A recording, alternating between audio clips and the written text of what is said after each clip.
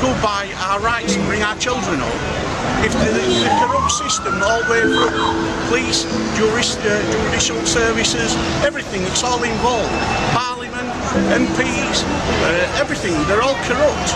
We get Prime Ministers corrupt. So how can we tell our children to bring them up straight and narrow when everybody above them was corrupt? Peter Lynch, 61, a proud grandfather and father of 4, was sentenced to 2 years, 8 months in prison. His so-called crime? Raising his voice and holding a banner in defence of what he believed. Branded a far-right thug by the media and Keir Stammer, Peter was thrown into a brutal prison system among violent criminals. But the real justice, he paid the ultimate price. Alone, isolated from family he cherished, Peter took his own life in a cold, unforgiving cell. His voice may have been silenced, but his sacrifice will echo through history. May he rest in peace.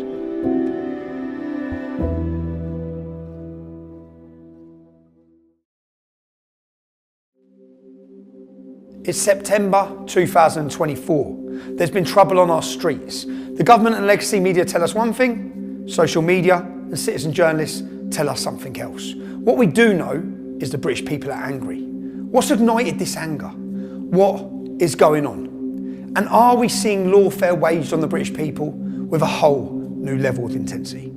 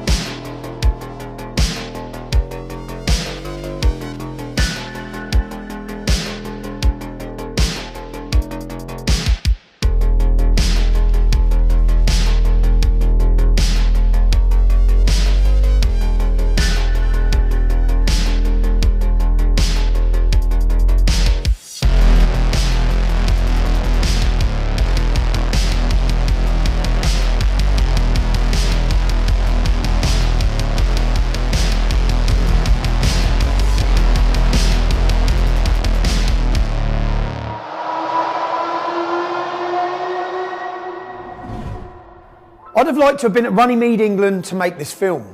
Why Runnymede? Because it's where King John was made to sign the Magna Carta over 800 years ago. The Magna Carta is a document designed to shackle the power of tyrants. A document that makes it clear that everyone, including the king, who was the authority in the land at the time, is subject to the law. And the law is to be applied without fear or favour. A document that has inspired freedom-loving people around the world. A document to protect free-born English men and women from the abuse at the hands of tyrants. How fast and how far our nation has fallen. Now, we looked at the architecture of a totalitarian state in Lawfare, the film we launched on 1st of June this year. Two-tier policing, a politicised judiciary, a controlled media, and dissenting voices being crushed. These are just some of the pieces that the Conservatives put in place, working hard to build their utopian totalitarian state. New legislation, arrest for hurtful words, thought crime debanked, fired.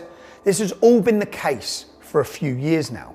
And digital programmable money, mass surveillance, social credit scores, 15-minute cities, pay per mile to drive. Yes, the ULEZ infrastructure is already in place for that. Centrally controlled food supply. All these things will follow soon. More tax, less freedom, and prison for anyone who objects. But right now, we have a new Labour government, and we could not have imagined how quickly and vigorously these new totalitarians, this morally bankrupt, communist, bewildered, one-term Labour government would have set about implementing their evil plans. We explained previously how totalitarians use all the institutions of the state to create the facade of fairness, due process and a democracy. Is all a facade, while in fact they seek to destroy the very fabric of our society with their so-called progressive ideologies. Progressive ideologies that care not a bit for the oppressed, but use social justice as a veil for their hatred of the status quo. These totalitarians create division and chaos as the pretext to usher in their totalitarian utopia. Division and chaos, they both serve their purpose. And they create phantoms, imaginary foes. They turn the gullible against these imaginary demons. Why do they do this? Well, they have no power if they are scrutinised and exposed for what they are. They have no power if the people unite against them. And they are driven by three emotions. Three emotions lie at the heart of every totalitarian regime. And Keir Starmer's regime is no different. They're driven by lust, fear, and loathing.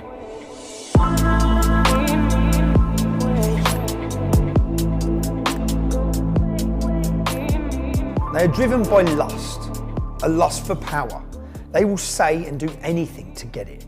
They will say and do anything to keep it. This includes lying to us all.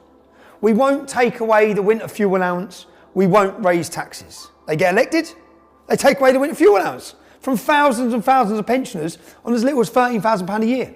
But how can you justify it to viewers who feel like it is an attack on some people who've worked hard all their lives? They're not wealthy, they don't have money to spare, and this year, if it's cold, they're going to be looking at the thermostat and wondering if they can pay their bills. According to Labour's Lucy Powell, they had to do this to stop the economy crashing. That is a barefaced lie.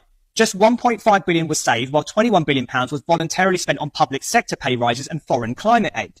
When Ed Miliband excitedly promises to decarbonise the grid by 2030, again, he has been completely dishonest. As the Chief Secretary to the Treasury, Darren Jones, innocently leaked some time ago, the true cost is going to be hundreds of billions of pounds with an almost impossible transformation of infrastructure. There's a report, of course, commissioned by Labour Party back in 2017, which forecast that thousands of pensioners could die, could literally freeze to death because of this change. If we have the money, billions every year, to look after people who have given nothing to this country, why do we not have 1.2 billion to give money to people who have contributed to this system and who are now vulnerable and at the end of their lives, they're going into the last chapter of their lives? They removed the energy price cap and prices jump by 10% for everyone.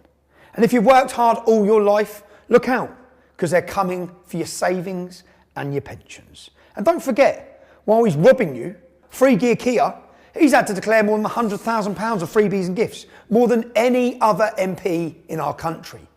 And they say they've just found a £22 billion black hole in the nation's finances. We have found a £22 billion black hole in the economy. And we've got to fix it. And that's what this is all about, making sure that we fix the foundations, and then having done that, that we can build a better future that pensioners and so many other people voted for in this election. But they knew about the state of finances long before the elections. They just forgot to mention their plans. And when asked to spell out the details of the claimed black hole, they refuse. They're not telling. They won't. The dog ain't my homework. Ridiculous. They're not hiding the political choices they've made. They're actually proud of them. They can't use your taxes, remember our taxes, that's whose tax it is yours. They can't use them to help freezing pensioners this winter, but they can choose to send $3 billion a year of your tax to Ukraine to drag us towards war with Russia, instead of pursuing peace. They choose to send $6.4 billion a year of your taxes to support asylum and illegal migration. That's according to the Institute for Fiscal Studies. That's up 50% from last year and 6 times higher than in 2018. What's it going to look like next year or the year after? That's right, $6.4 billion in support of unilateral cultural suicide. Angela Rayner has announced that she's abandoning plans to give British people, in brackets, who have paid their stamp or taxes, close brackets, priority council housing. We're going to allow migrants to get that. And if you thought that wasn't bad enough, I'd love your response to this, because this sent me today quite literally over the edge. If you're a terrorist and you wanted to get social housing, you were going to be banned under Labour's manifesto. That's been reversed as well today. So what we're saying, Ben, is we're going to allow millions of people to come into this country and take away homes or whatever from British people who need them. And that is not racist to make that comment. That is an absolute proven fact. It is a proven fact. And that, amongst other reasons, is why people from all those deprived communities across the United Kingdom have been protesting against immigration for the last few weeks. They choose to give away $8 billion of your taxes on climate aid. That's giving money to other countries to help them for their so-called climate challenges. $8 billion of your money, but can't keep the pensioners warm. They choose to spend trillions, yes, trillions of your taxes to pursue their own net zero wet dream, exporting our carbon emissions to China and India as we commit unilateral industrial disarmament and drive millions and millions into fuel poverty. Don't take my word for it. This is a co-founder of Greenpeace on climate change. I say not only is carbon dioxide good, it is essential, and it's a good thing that we are putting some more carbon dioxide in the atmosphere because it was running low before we came along. If we had definitive proof that CO2 was causing serious problems and we could prove it, don't you think they would write that down on a piece of paper somewhere so people could read it? They don't have definitive proof, period. I am firmly of the belief that the future will show that this whole hysteria over climate change was a complete fabrication. And lastly, they'll smash those gangs that are transporting illegal migrants into the UK, costing us a 6.4 billion a year. Round up, detain and deport illegal immigrants. That's what new Home Secretary Yvette Cooper has just promised to do. Well, do you believe the woman who held up a sign saying refugees welcome, closed the Bibi Stockholm and scrapped Rwanda on day one? Do you believe them?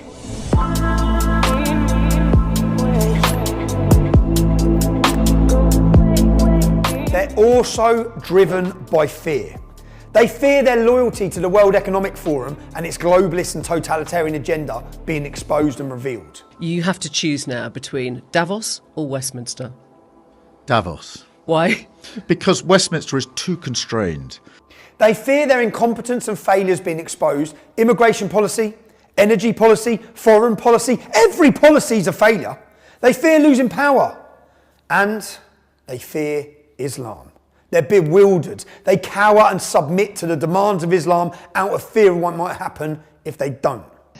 Hello, Assalamu alaikum. My name is Phil Hutchinson and I am the Superintendent for Greater Manchester Police based in Oldham. Salam alaikum. I'm speaking to you today because I want to reinforce my commitment to protect every member of our Merseyside community. Yeah. I love it. Of course, cowering in the face of Sharia-loving fanatics does not placate them. It emboldens them, you morons. Our government's appeasement is like feeding the crocodile and hoping it will eat them last. I think Churchill said that. And hiding things, covering things up. That doesn't solve our nation's problems. It's obvious to most of us by now, covering things up lets the problems grow and grow and grow. They've done that for the last 40 years with Pakistani rape gangs for the sake of community cohesion. And they're doing it now with mass migration and the Islamisation of the United Kingdom.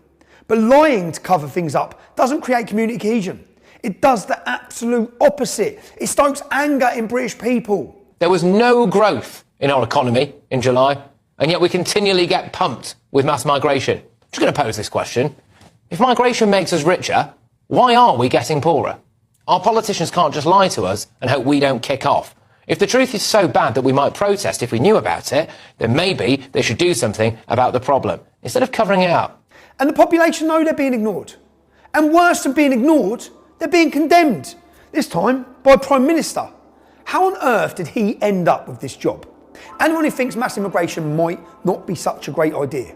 Well, Tutik here, he's branded all of you as far-right thugs and Nazis, prejudged you as criminals, and his stormtroopers will come and arrest you shortly.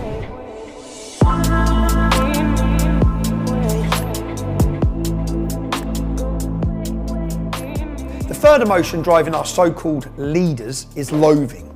They don't believe in the nation state. They believe in open borders and cheap labour for global corporations. Their loyalties lie with the World Economic Forum. Tutik here has made that pretty clear already. They loathe our nation and its people, the obstacles to their globalist totalitarian utopia. They don't want to be challenged. They are terrified of scrutiny. They don't want their lies exposed, and they certainly don't want to listen to you, the British people. Everybody's lives matter. Black lives matter. Trans lives matter. Refugees' lives matter, except old people's lives don't seem to matter. Why on earth are they choosing this as their first hill to die on? Will our so-called leaders ever recognise the legitimate concerns and grievances of the British people? Do our so-called leaders actually want to solve the problems, or do they want to use the problems? Problems they created, by the way, to take more power and take away more of your freedoms. You see, these Marxists weren't elected because British people wanted to be governed by Marxists. They were only elected because of the Tories spent 14 years failing everyone. They failed the British people, failing to be remotely conservative, failing to lower taxes, failing to control our borders, failing to protect our freedoms. And now in power, These Marxists want a state of perpetual chaos and division that they create. Divide and rule. There must be an enemy. There must be a reason to take action against these enemies of the state, and that action will always take away your freedom. There's been a knife attack on a property in Hart Street. There are reports of it involving children, and I can now confirm that some of the patients have been taken to Alder Hey Children's Hospital, so that would suggest that those reports have indeed been accurate. Here in the UK, 2 children have been killed in what police called a ferocious stabbing at a dance class in Southport in the northwest of England. How many more children have died on our streets, Prime Minister? Time to change, Stammer. Come on, it's needed. How many more children? Is it mine next? Got your photos, off you go. Make a real change, Prime Minister. Make a real change! Our children! Go away! That was killed. Yes. The person I've held as a child, and you can't do shit.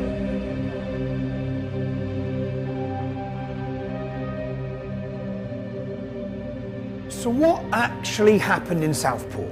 A man of Rwandan descent murdered 3 beautiful girls and stabbed 8 more children and 2 more adults. How did the government react? What did the machinery of the totalitarian state do? Well, you and I would hope something like this would get the government to stop and reflect for a minute. Why have these girls been murdered? Why is there so much knife crime? Why is there so much rape? Why are these so-called asylum seekers flocking to our shores? And what values and cultures are they bringing with them? Are their values compatible with ours? Are all cultures of equal merit? You and I would hope the government would ask why the peasants, that's us, you and me, why are the peasants revolting? No, don't be ridiculous. Reflecting is not a popular pastime with communists and tyrants. Admitting they're wrong is not a key competence of these tyrants. Apologising for destroying our nation, it's not going to happen. What this government actually did, well, firstly, they did everything they possibly could to cover up the basic facts, what you and I would call the truth. They said immediately it wasn't terrorism. How could they possibly know immediately the motive, that it wasn't terrorism? How could they know that? And how could stabbing young girls at a Taylor Swift dance studio not be terrorism? They said he was from Cardiff. Axel Ruddock Yabana. Yes, he's as Welsh as the daffodils. They looked for evidence he was mentally ill. I can help with that one. Yeah, he was mentally ill. Anyone who commits a crime like that is mentally ill. But exactly what kind of mental illness? And they published a picture of him, looking like an innocent little 12-year-old, and reported he was a choir boy. They made him the victim. They did all this because they don't want us knowing the truth. They manage the information. Misinformation is dangerous. Social media is good, but it's also bad when people are using it in a way that could cause a riot, threats, intimidation. I think the government have really got to think long and hard about what they're going to do with social media and what are they going to put through Parliament as a bill to act. Misinformation is dangerous, and no misinformation or threats or intimidation should be allowed to be carried out on social media platforms. That's their words. How absurd, how foolish, and how dangerous. And Keir, how is this working for you, managing the information? Do the government really believe their actions will help build a peaceful, prosperous and patriotic society? What about a cohesive society?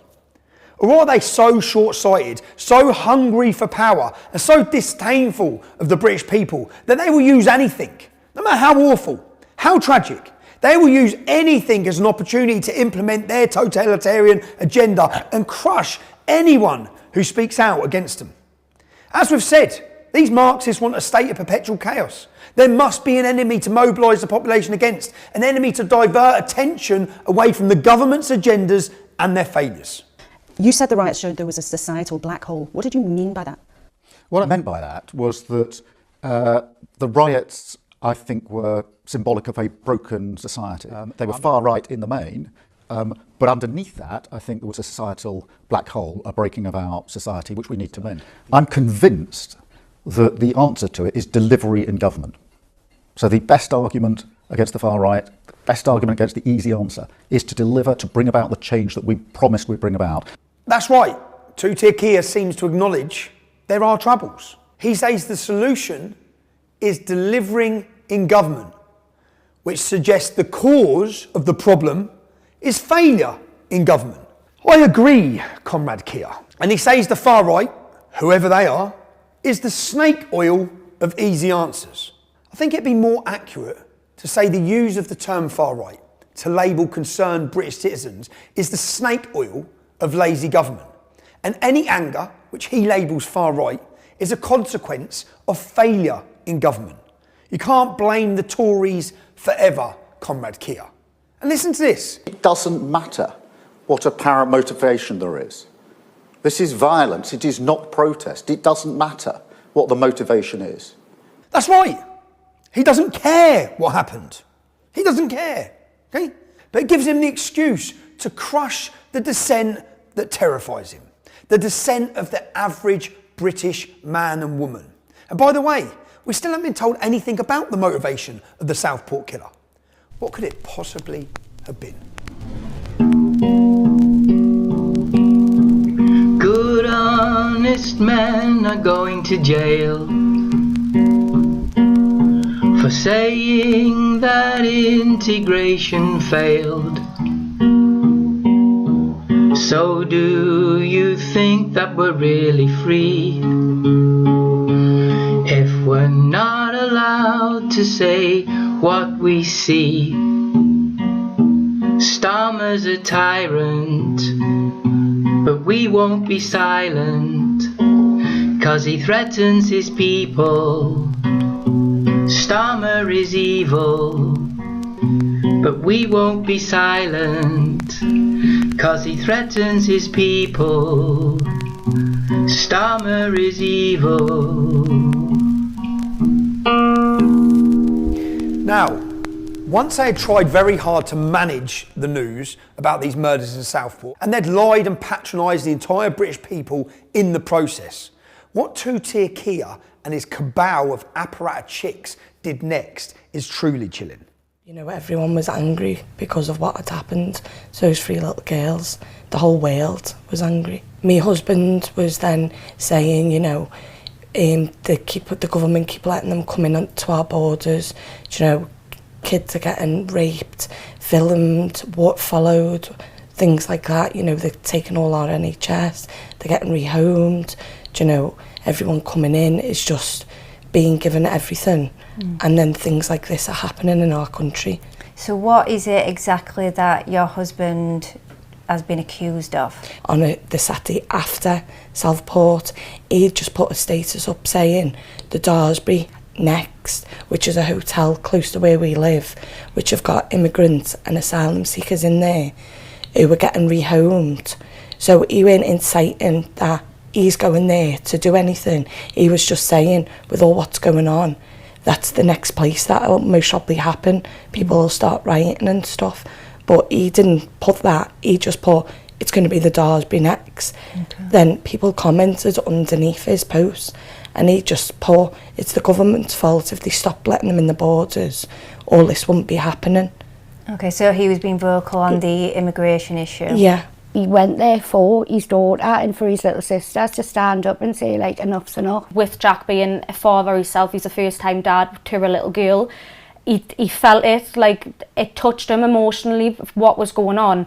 When he was there, he was waving his flag. He didn't say anything racist. He wasn't shouting abuse. He wasn't swearing. There's actually numerous videos of the police telling Jack he has to put his flag down. He's not allowed to hold his country's flag.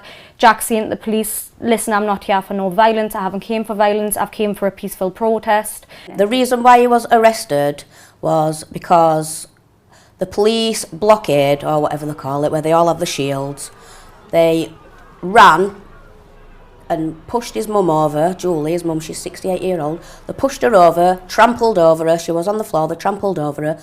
Lee's seen this and then obviously tried to get through the police to get to his mum, who were on the floor. They were whacking him with a shield, sprayed him with CS gas, and he was saying, look, my mum's on the floor, I just need to get to my mum. When he was being, after he just got arrested, when he was being held round the back of the Bluebell, the police officers were saying, I don't even know why you've been arrested, because his mum were there as well, obviously. All her face was bruised. They could see that she'd been injured, badly injured. I don't know if he were a sergeant or just a normal police officer. He was saying, I'll ring my inspector and see if we can let you go, because I don't think it's I don't think it's serious enough to be arrested. It's like you said, if it were my mum, I would have done the exact same. Obviously, we went home and we thought everything was fine, because obviously Jack didn't do nothing violent at all. And then that's when, exactly a week later, the police had knocked on the door, and then that's when he got arrested. So they started booting my door through. My little girl was screaming in the garden, It's all right. screaming in the garden, so my neighbour took her away. So I asked them to stop beating my door down and asked them what they were here for, and they wouldn't tell me. And I said, have you got a warrant? And they said, we don't need to give you one. And I said, my back door's open and my back gate, you can go down there, stop booting my door through. So at that point, when he stopped, Chris was coming out with the police, and then they went in and raided my whole house, looking for his phone and took the kids' iPads and stuff. And was your little girl still there? She'd been taken to my neighbours, but she was just crying her eyes out.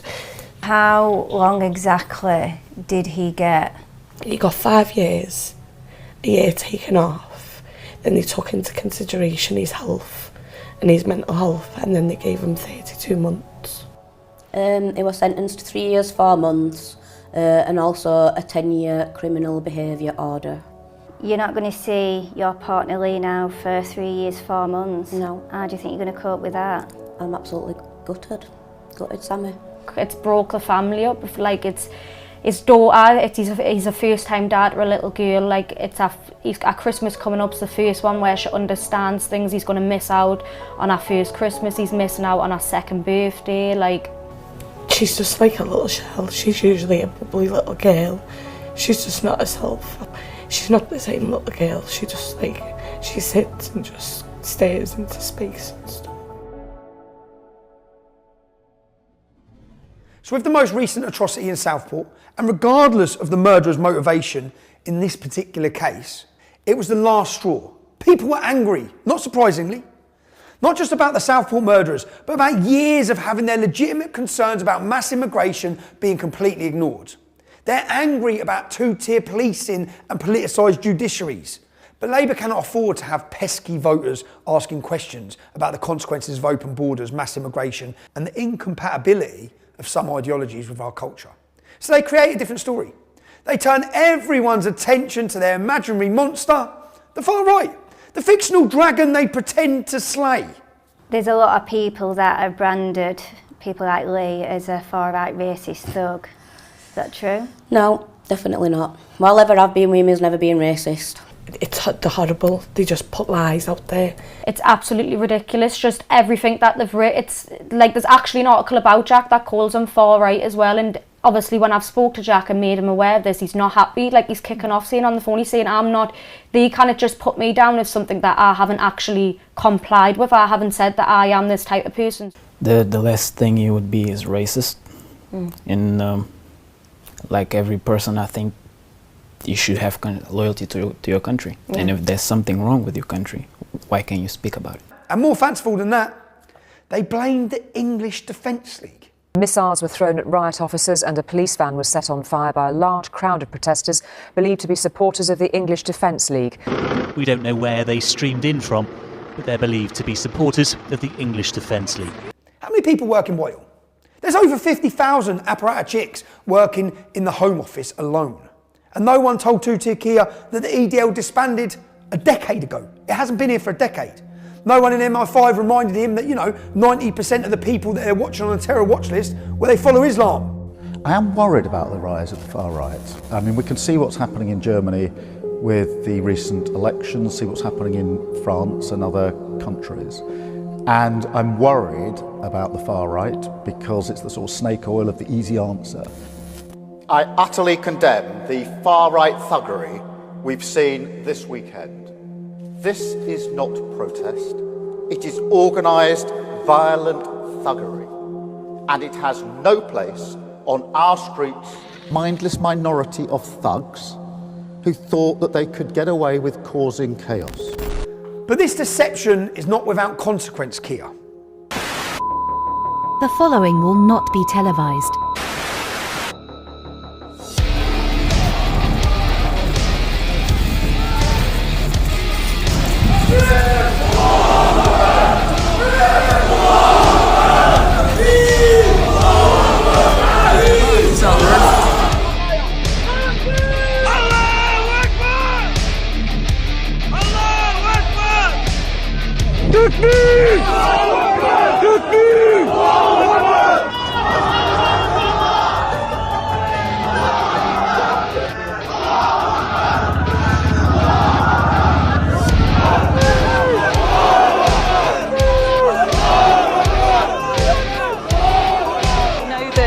Muslim community leaders have been speaking to the police as well, because... Free Palestine! Free Palestine! But I think, apologies for the language you're hearing, but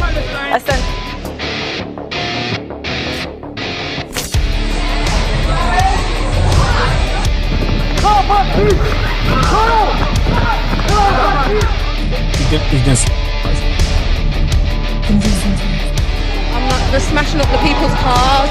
People are running. Fucking hell! Leave him! The game might as well fucking tools in your hands.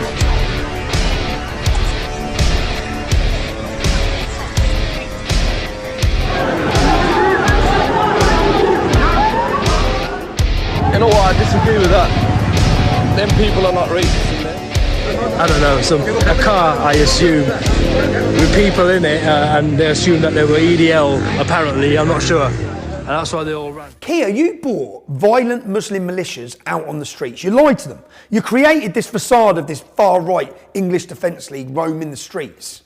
Well, at least people can see that there's a militia there waiting now.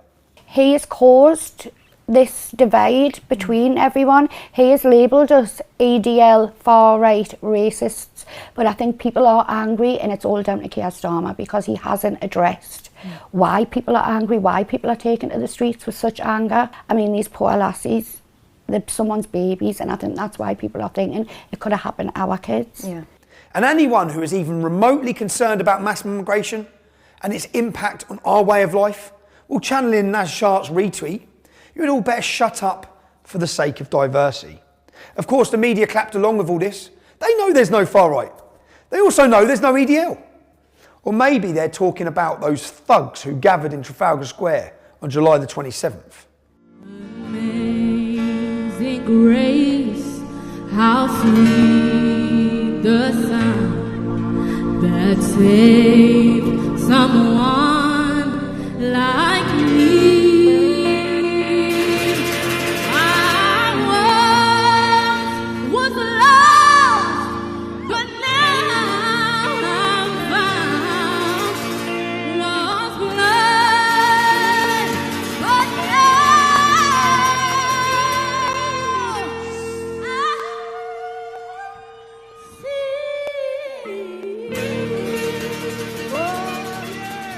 Deflecting works, of course. Before the population could blink, and without them even realising, the headlines and the news were all focused on the imaginary monster, the imaginary far right.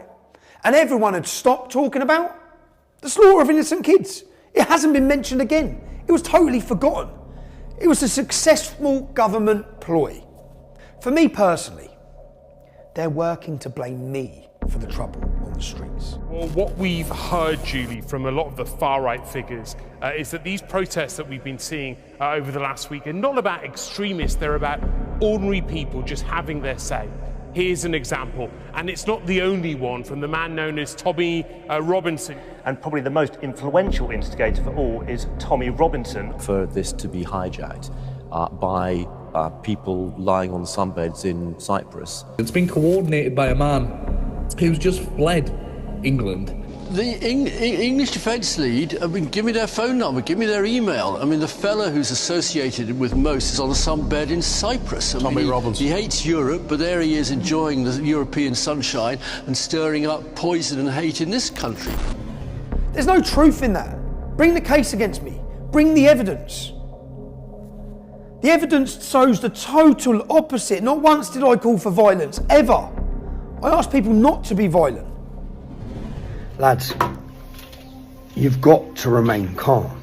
Look at our events in London. Totally peaceful, totally calm. Didn't matter. We were under attack by the media and politicians, by all of them. As far-right, racist, hooligans, all these things. A total appeal for calm. Try to remain calm. Just an appeal for calm, man. Bring the numbers. Bring the noise. But don't bring any violence, man. Let me movement come in. Galvanise the country. That's what we need to do. Unite people.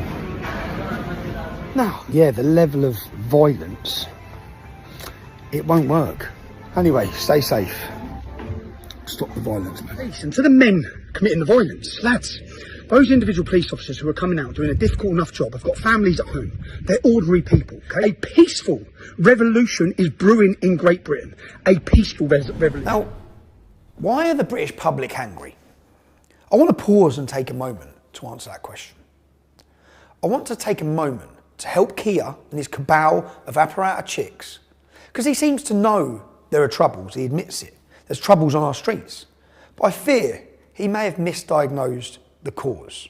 Well, it was publicised as being a protest against the lack of government action to deal with the increasing amount of stabbings and knife crime across the country, but in particular against the awful, atrocious, horrific, brutal murder of the 3 primary school age girls in Southport in their playgroup, which, like I think so many other people, I was incredibly upset and distraught about that. And I went there in that spirit. Intending to attend, and did attend, a peaceful protest. 8:45 in the evening, the police, the riot police, decided to just charge on the crowd. There was absolutely no forewarning, there was no announcement by the police, like on a megaphone or anything like that, to say, can you clear the area, can you move, because we're going to start arresting people. They didn't do that, they just started arresting people completely out of the blue, suddenly, without any notice whatsoever.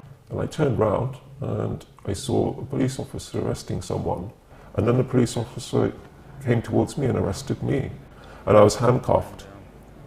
I was handcuffed behind my back. So you were arrested for standing in the street? Basically, yeah. Well, absolutely, that was it. That was why I was arrested. And I did nothing, didn't resist arrest.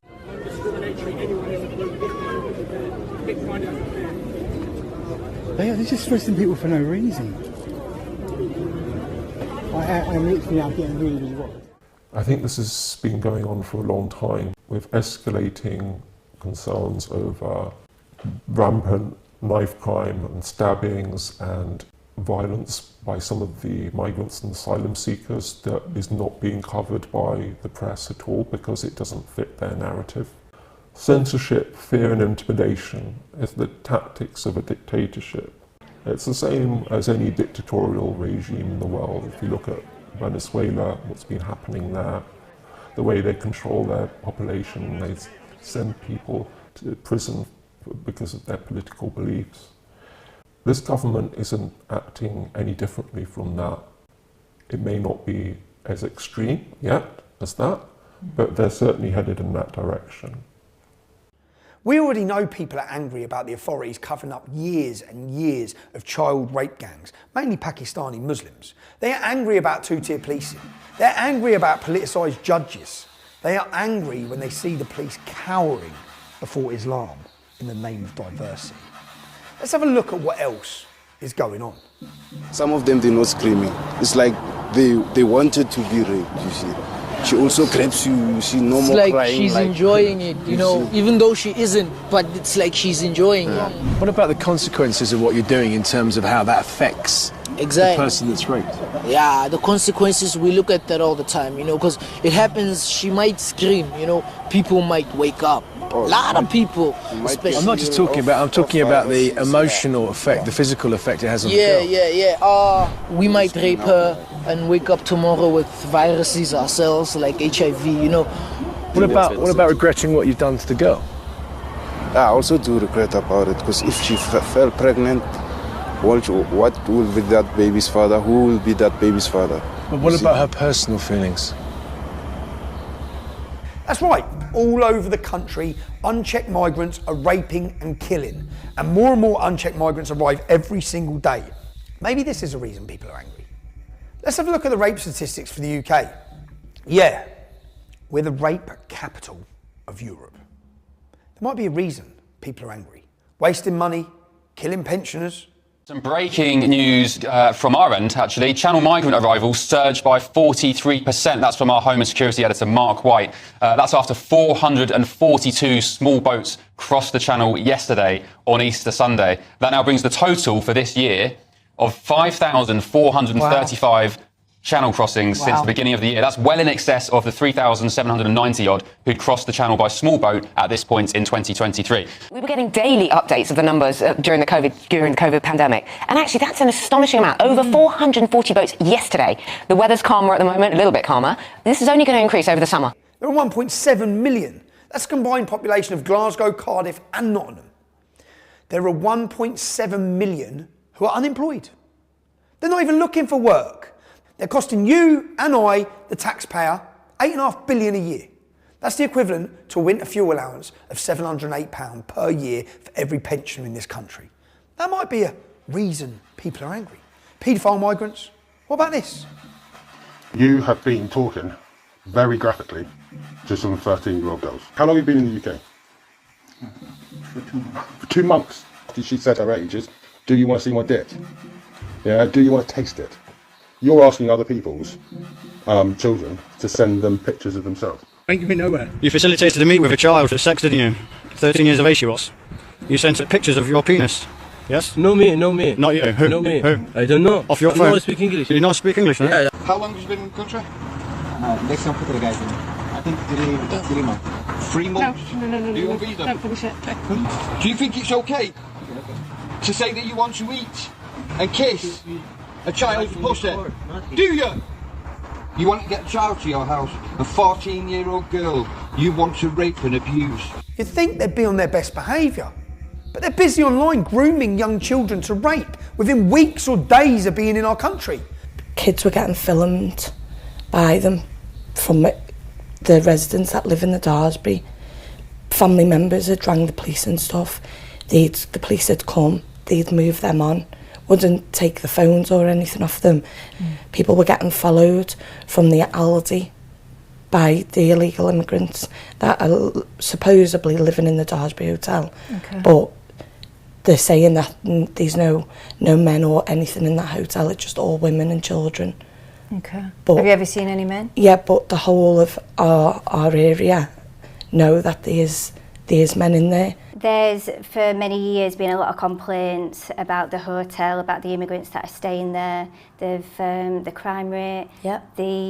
There's also been reports that children as young as 12, 13 and 14 have been getting followed and harassed. Yep. What do you think to that? I was talking to a couple of ladies there who were telling me that a daughter had been exposed, one were having a pee in bush round the lake and it was showing his bits to a 6-year-old daughter. She reported it, nothing got done about it. Another lady who I was speaking to, her daughter actually worked in the hotel and they used to follow her home every night. That might be a reason people are angry. And you get locked up for tweets. If you object to any of this and speak out online in anger or with humour. I was upstairs doing some work up in the attic loft space up in the house and I had a massive bang. This was about an hour later. A massive bang and I was like, what's that? So I started coming down the staircase from the loft and another big bang. That was in the door flew up and all these police came walking up the stairs with the taser out. Kicked the door off. Yeah, they used one of them big battering ram things that absolutely destroyed the door. And they came running up the stairs, one with a taser out, hands behind your back, blah blah blah. Okay. And so I went with them. As I walked outside, there was about 8 or 9 coppers. They were everywhere. The warrant was for inciting racial hate on social media. I actually thought I'd walk into court, it would get laughed at and I would come back, I'd be back out of court. I spoke to the duty solicitor and then he told me, you are guilty though, Lee. You're guilty of sharing these pictures on your social media, so you are guilty. So I advise you to plead guilty to what they're saying to you in court today. I'm like, but I haven't done anything, there's no crime. And he's like, you're guilty of sharing these pictures. So let me get straight. You served 4 weeks in prison for sharing 3 memes. Yeah, that weren't even illegal. I hadn't even broke the law. It turns out now that I haven't even broke the law. Had a good job, a good woman. Do you think you'll ever get a good job like that back? No, definitely not. No, I've got this on my record now, haven't I? I'll be lucky if I even get clearance and get my vetting back for the job that I did do. The government is imprisoning people for their tweets. That might be another reason people are angry. Our prisons are on the point of collapse. So today, a new announcement that come September, thousands of prisoners can leave jail earlier than they would have otherwise. Well, they can't lock up these angry tweeters because the prisons are full, so they have to release thousands of prisoners early. That might be a reason people are angry. And he's made space in the jail, but not enough space for the BBC's latest paedophile superstar, Hugh Edwards, busy buying photos of children as young as 7 being raped. Doesn't spend a minute in jail. The judge was concerned about what might happen to him on the inside. He should be. But no such concern shown for the right-thinking people of Britain tweeting their disgust at successive governments' failures. Every tyrant knows once you have created your imaginary enemy, you need to install fear in those in the population who are gullible enough to trust you. The number of people who still trust you and your government, Keir, is falling very fast. Sir Keir Starmer's approval rating has plummeted to its lowest level on record amid a growing cronyism scandal. The new poll shows almost 2/3 of voters think the government is more interested in serving its own interests than those of ordinary people. More people trust us, mate. I know he's watching it, which is great. And so, in collusion with far-left activists like Nick Lowles of Hope Not Hate and its cabal of Labour politicians, Hope Not Hate. It's a good name, that, Hope Not Hate. But they appear to me to be driven by hate, not hope. Well, in collusion with them and the legacy media, the story is pushed that 100 riots are planned across the country. But it's all a lie. And this was one of the potential protest sites for the far right on that list that was circulated on Telegram. Of course it was a lie. There was no riots planned. 100 demonstrations weren't even planned. Nick Lowles thought it was clever and the lie was funny. The government knew it was a lie. Hope Not Hate knew it was a lie. The papers knew it was a lie. But it didn't stop to consider whether it might be. But the lie was not without consequence. I love him! Love him! I love him! I love him! I care for him! I care for him! I care for him!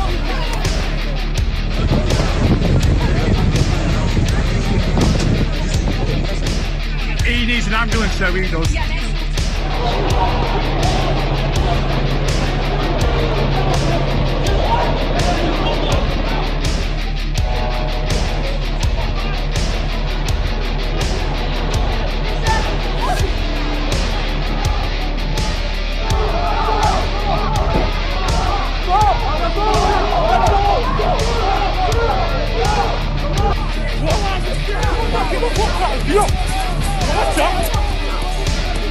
Samurai sword, you see?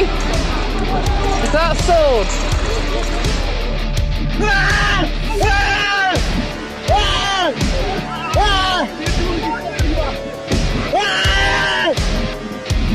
Look at him!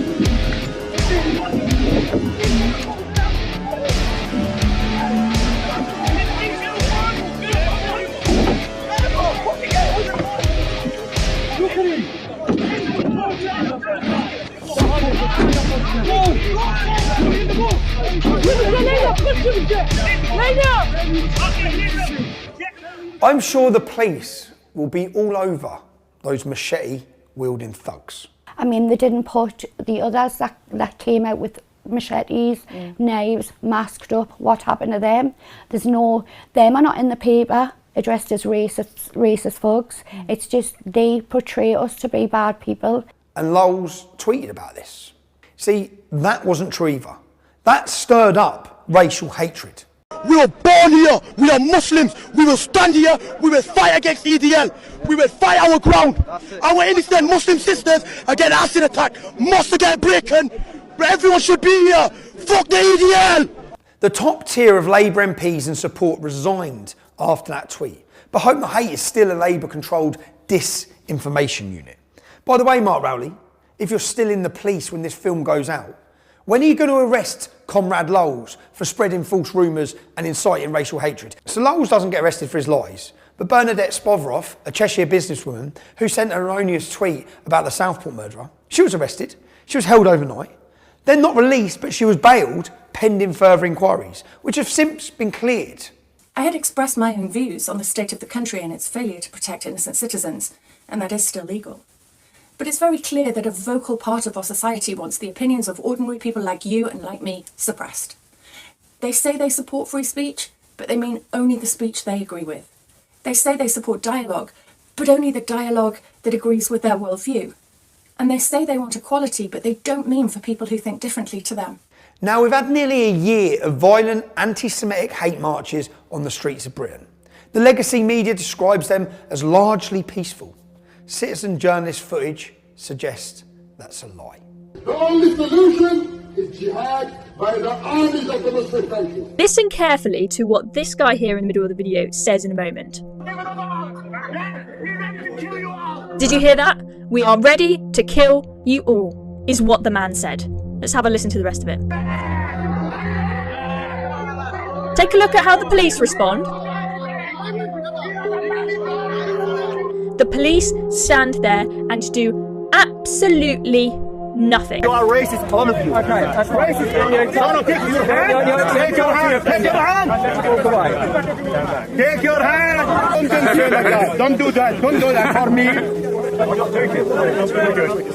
You're messed up in your head, my friend. And you are nothing to me. All of you. Do it. Go on, mate. Go on, then. Go on. Do it. Go on. What the fuck are you going to do? Attack me again. Again? What? What's the fight today, guys?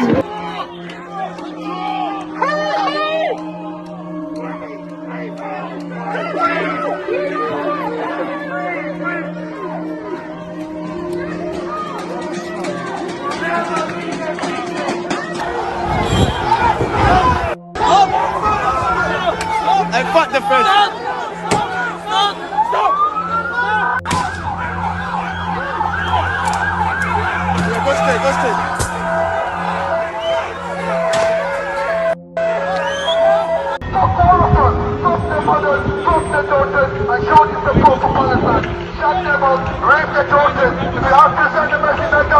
The Hamas marches were largely peaceful, just like this was a largely peaceful social services call-in in Leeds. Jesus.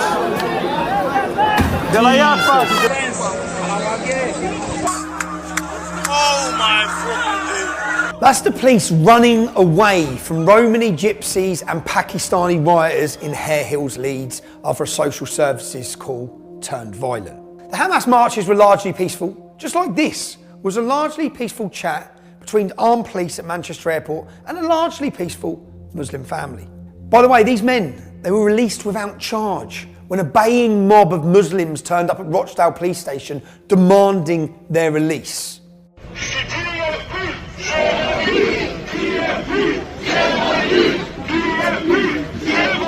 Immediately, every one of them officers needs to be arrested immediately. If not, then we will go to Plan B and you will see big protests, I promise you. Protests like you've never seen before. The Muslims demanded the police are suspended. And guess what? They were. The police suspended. And the cowering police are now focused on finding the person who leaked the CCTV footage. Total insanity. Have the Islamic thugs who battered the police on camera, have they been charged yet? No, they haven't. And yeah, the Hamas marches were largely peaceful, just like the Notting Hill Carnival was largely peaceful. Here's the legacy media's headline on that one. Last hour, they've given us an update that they've made 38 arrests and recovered 4 knives. And they said a man believed to be in his 20s has been stabbed. His injuries are not life-threatening. But overall, it's been a really peaceful and enjoyable day. So, no swift justice for the Hamas rioters, for the Leeds rioters, the Manchester Airport thugs, or Nick Lowell's. I wonder why. And no swift justice for the killers of Notting Hill Carnival. That was just a cultural celebration, of course. So we know the police treat different groups differently. No credible commentator would dispute it. In 2020, we had Black Lives Matter protests during COVID. During COVID lockdowns. Yeah. Sir Keir Stammer, now our Prime Minister, rushed to take the knee to express his solidarity with Black Lives Matter after they'd already injured 30 police officers during their protests, after they'd broken the law with the COVID lockdowns. Yeah. And Keir Stammer rushed to take the knee, and he said, there are legitimate grievances here. This is about racial injustice, because rioting, on the left, remember, is the voice of the unheard. Yeah. This time around, the same Keir Stammer, despite us seeing videos on social media of Muslim gangs beating up white British kids on the street, walking around with knives and machetes, this time around Keir Stammer said, this is all far right, This is not legitimate. It's criminality. Get these people into prison as quickly as possible. There was no discussion of legitimate grievances. There was no discussion of legitimate protests. But now two-tier Keir appears to have ordered the stormtroopers to grab and arrest anyone, literally anyone, who protests or tweets against the government and what it's doing. Obviously, except for Hamas-loving protesters, anti-Semites, members of the Muslim militia. None of them. This is the moment police raid the home of a mother and a son suspected of violent disorder in Middlesbrough.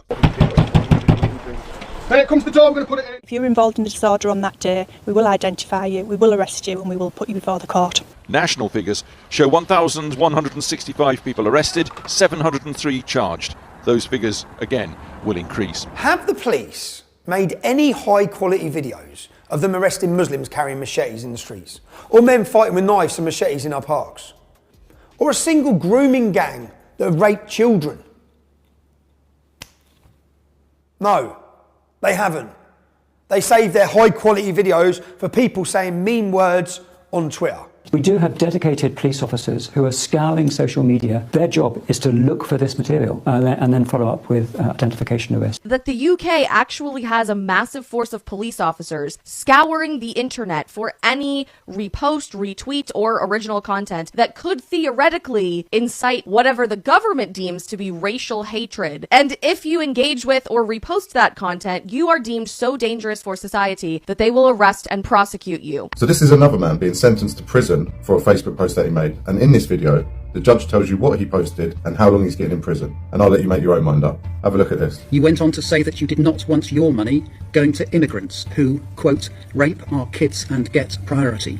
Given the life of Riley, off the tax us hard-working people earn when it could be put to better use. Come over here with no work visa, no trade to their name, and sit down and doss, and then there's more people being put out homeless each year.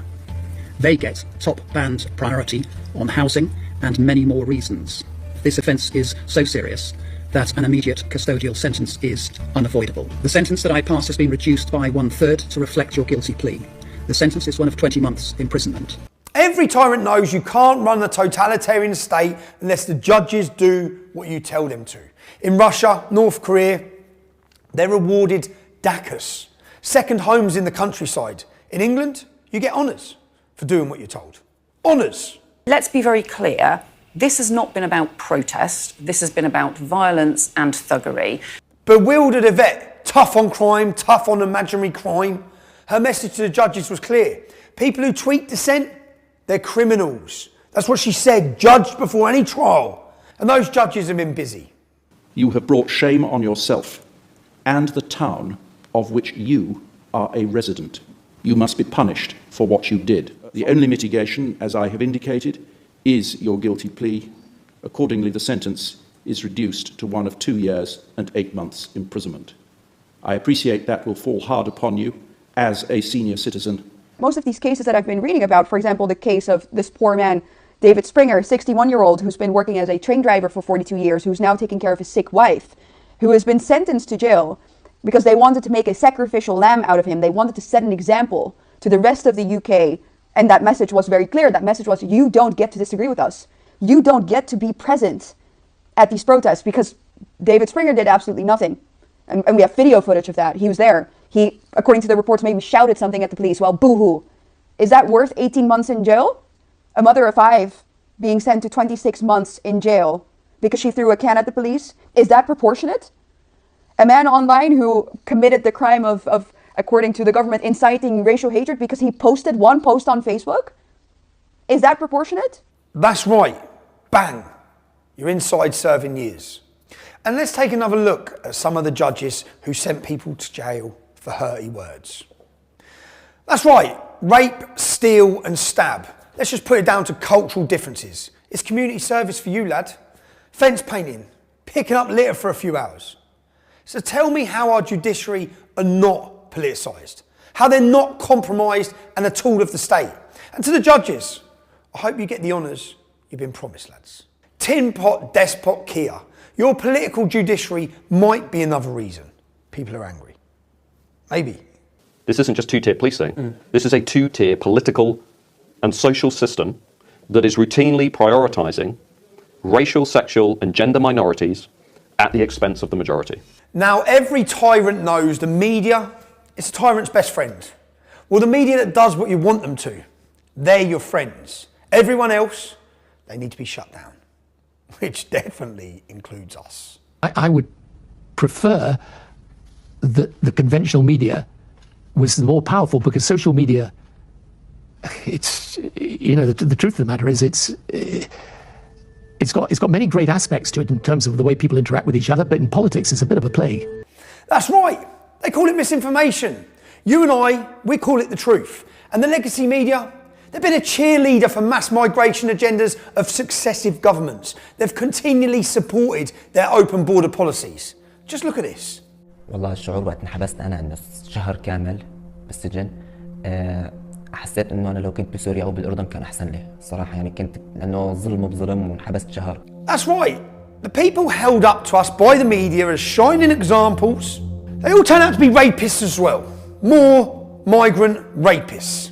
But in the interests of balance, were the legacy media unlucky to choose the migrants as poster boys who turned out to be rapists? No, they weren't unlucky. The British aren't stupid. We all know people affected by these rapes. The unchecked illegal migrants you are actively ferrying into our once green and pleasant land. They're raping our daughters. They're killing, they're murdering. So tell me about university. How did that start?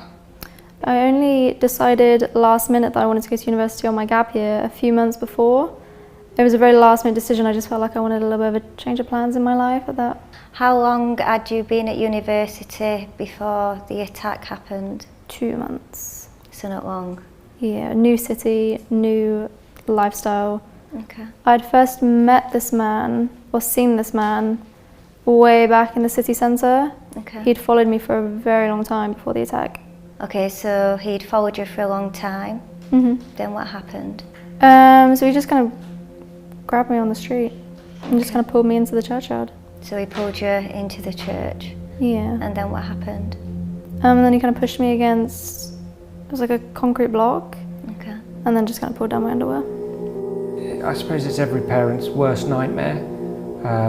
She's very innocent, very trusting.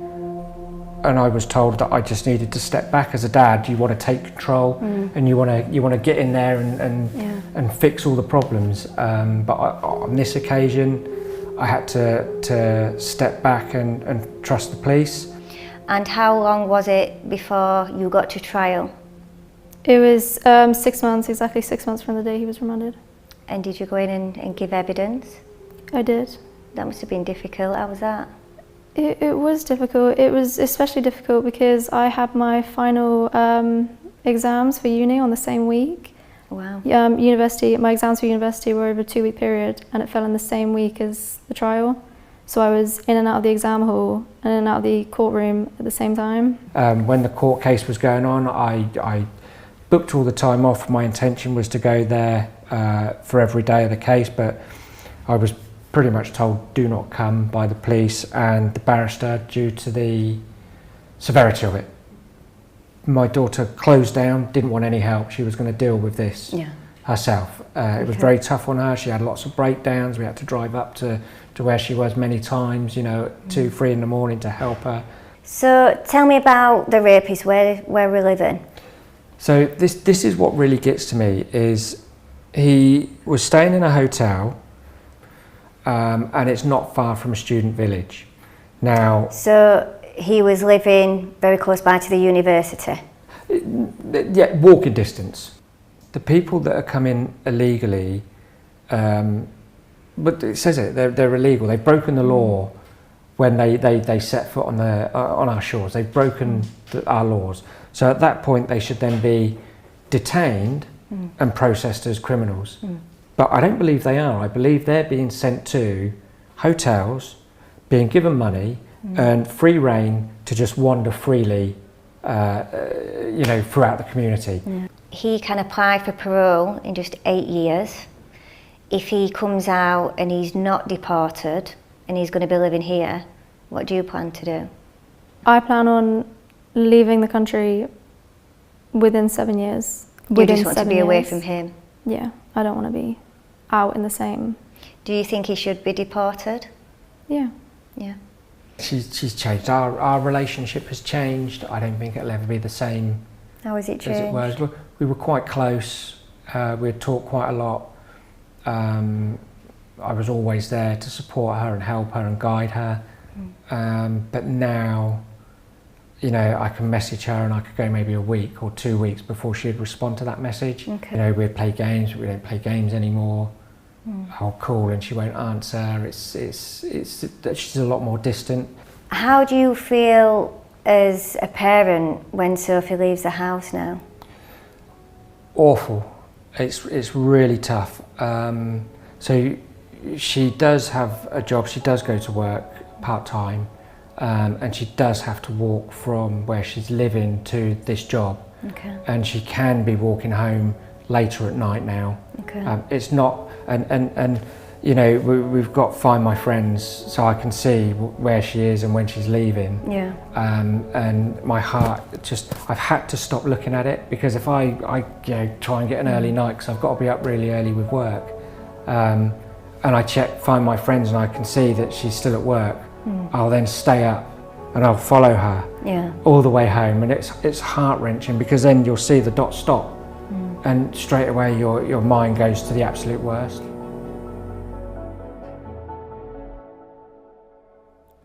Is this an isolated case? Was this just one migrant in one city who has been housed and fed and paid for by the British public, who's decided to rape an English woman walking home?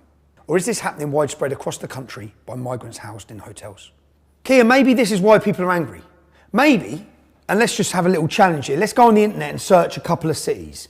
I could pick any city in the UK and search migrant, refugee, rape, and it will bring up cases. We simply don't have time to go through every rape of a migrant in every hotel for this documentary. But can you understand why people are angry? And if it's not the migrants in the hotels, just refugees and asylum seekers are literally raping in every single town and city across the UK. Keir, maybe these are the reasons the British public are angry. Now, the media told you the people in Hartlepool were far right for protesting the hotel. What they don't discuss is the fact that one of the migrants in the hotel left the hotel, committed an act of terrorism, murdered a 70-year-old British grandfather. His family will be angry. The community will be angry. Maybe the people in Bournemouth are angry because an asylum seeker come into our country, lied, like they all do, said he was 14 years old. What checks did you do on him? You put him straight in school with our daughters. So people in Bournemouth might be angry because their daughters were put in school with an adult who pretended he was a child. He went on to sexually harass children, chase people with knives, and later he murdered a 21-year-old in Bournemouth city centre. A Royal Marine was brutally murdered by this asylum seeker. Then the Home Office do their checks. Then we find out he wasn't 14, he was 19. He was a fully grown adult male, and you put him in school with children. Then we find out that on his way to Great Britain, he murdered 2 people with an AK-47 in Serbia. That's right, a cold-blooded killer with no checks, with no vetting, was put in school with parents in Bournemouth. People in Bournemouth are not angry because they're far right or they're racist. It's justified anger because you're failing them time and time again. It's a reality. This is justified anger because of government failures, but they cover it all up. They don't want to talk about their failures. Just blame it on the imaginary far right. No Keir Stammer, no the establishment, no the media, and no the government. Every part of this is your fault. It's your failures. You've brought these people into our towns and cities. You've endangered our families. That's why the British public are angry. Look at this. Of course, any statistician will tell you correlation doesn't mean causation. But it makes you wonder, doesn't it?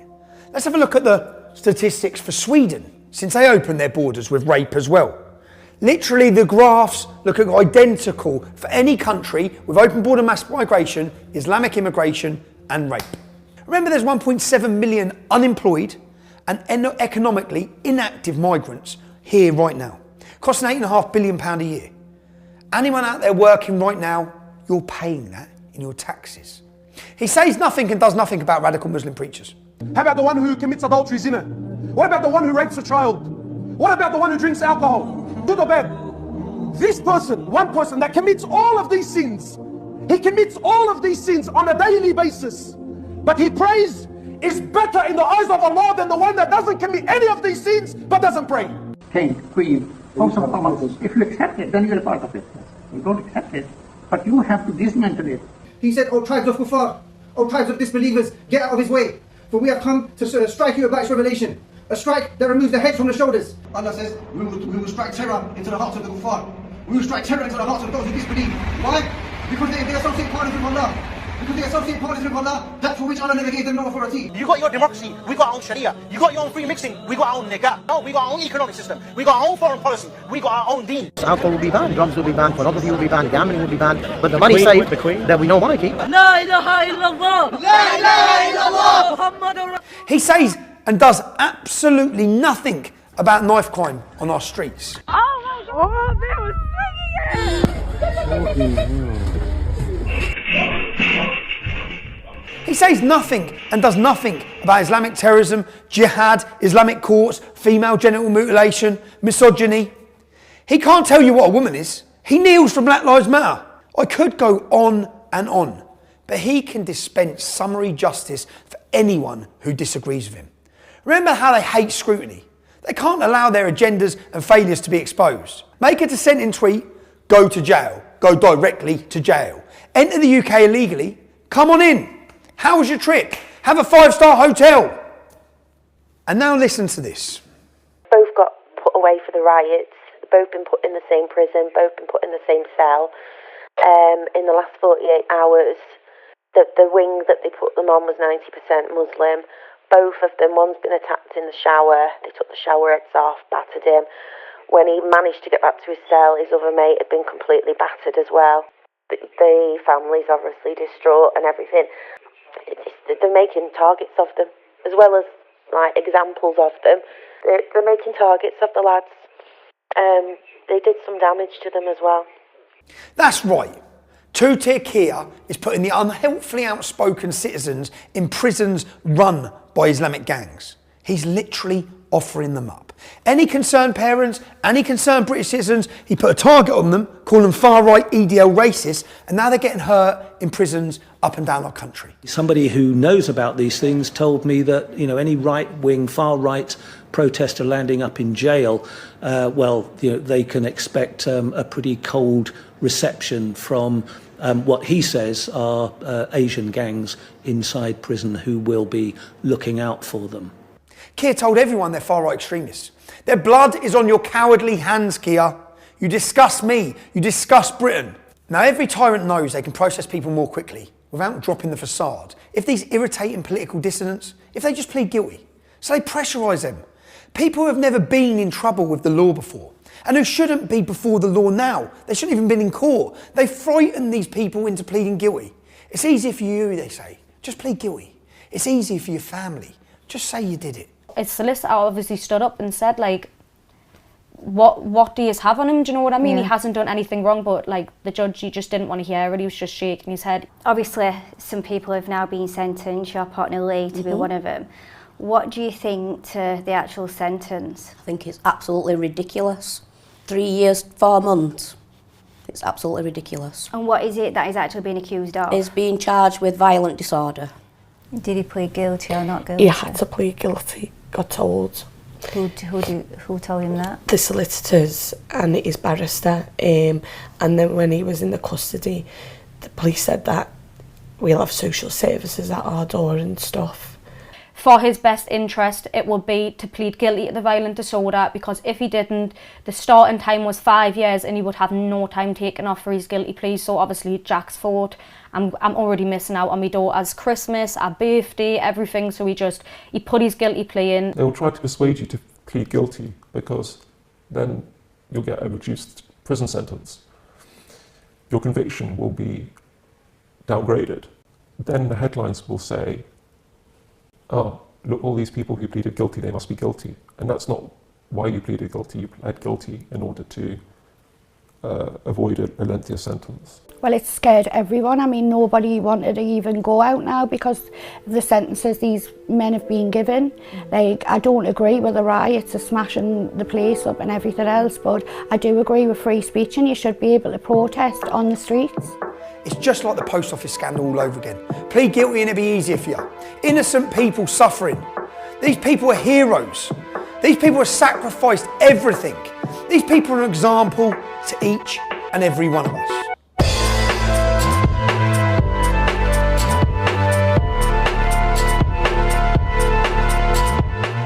Actually, we have more than one problem. Our first problem is we're led by tyrants. People whose allegiance is to the World Economic Forum, not the British people.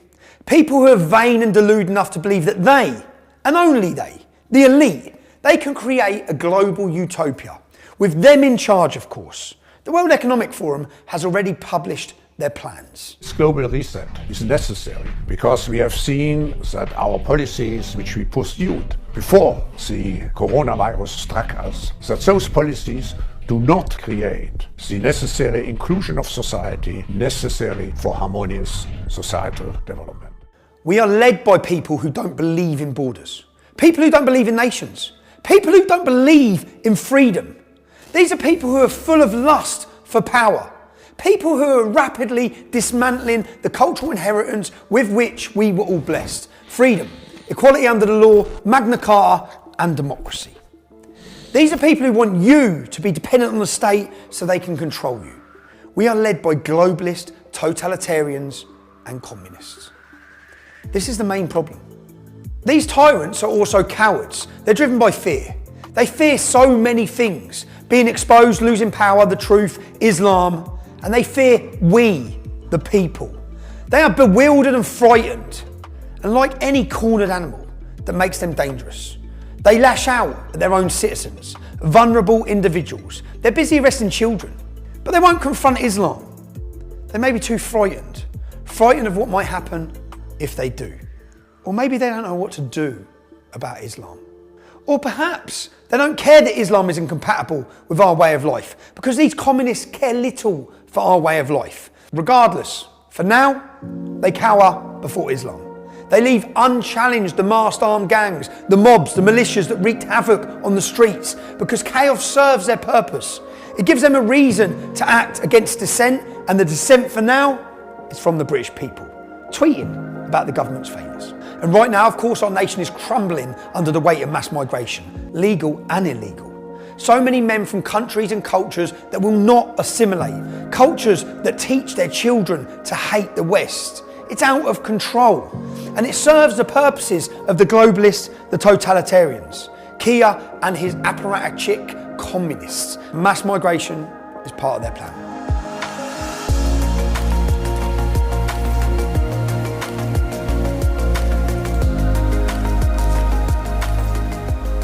So, to the people of the United Kingdom, I'm afraid the picture is grim. Our country is in peril. We are led by tyrants and cowards. Our borders are porous. The government is imprisoning its political opponents. That's right. We now have political prisoners. Ordinary, law-abiding people imprisoned for their views. Let that sink in. We all need to understand the freedoms our forefathers fought for, the cultural inheritance with which we were blessed. Neither of these things, our freedom nor our culture, neither's guaranteed. We are only ever one generation away from tyranny. We have never had to live under a fascist or communist regime.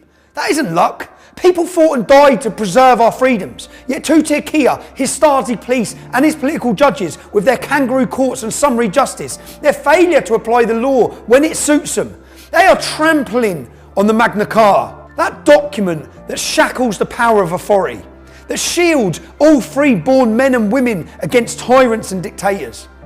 As Thomas Fairfax declared, holding up the Magna Carta back in the 17th century, this is what we have fought for, and by God, it must be maintained. The principle that lies at the heart of the Magna Carta is that the powers that be, they must obey the law, and they must apply it without fear or favour. That all, including the members of the government, are subject to and equal before the law. Keir Stammer, you and your political bureau, your student union cabal of tyrants and cowards, you have failed more quickly than anyone could have predicted. Do you think we have freedom of speech in our country? No, 100% not. And I think that Jack's case just shows that we do not have freedom of speech in this country anymore. You cannot you cannot say what you want anymore. No, that's gone. I thought we might have had a little glimmer of it, but we haven't. Yeah. There's no such thing anymore. We haven't got freedom of speech. You've got to really be careful what you say to anyone and everyone. The UK is no longer a free nation. If you do not have democratic options to express your disagreement with the government, that country is no longer a democracy. The process is the punishment, and it will silence millions. And when we are silent, that is the end of our free speech.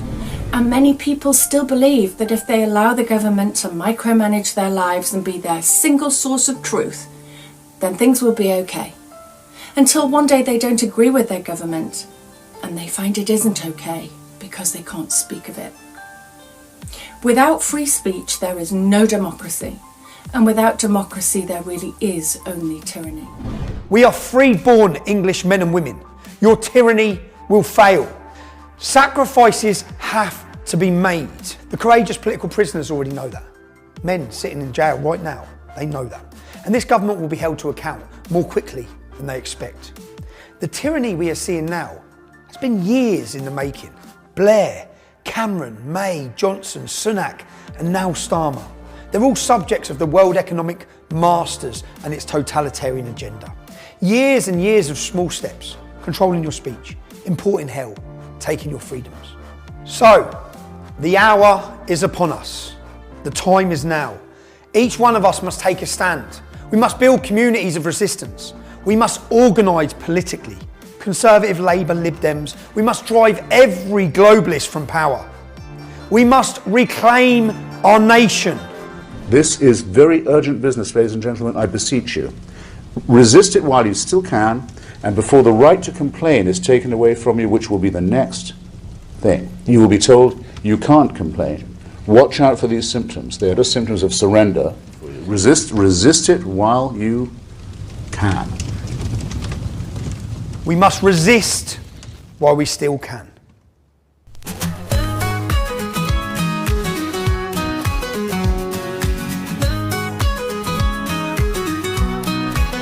You stand there preaching, taking us for fools. One more boat to wash up your focus on winter fuel.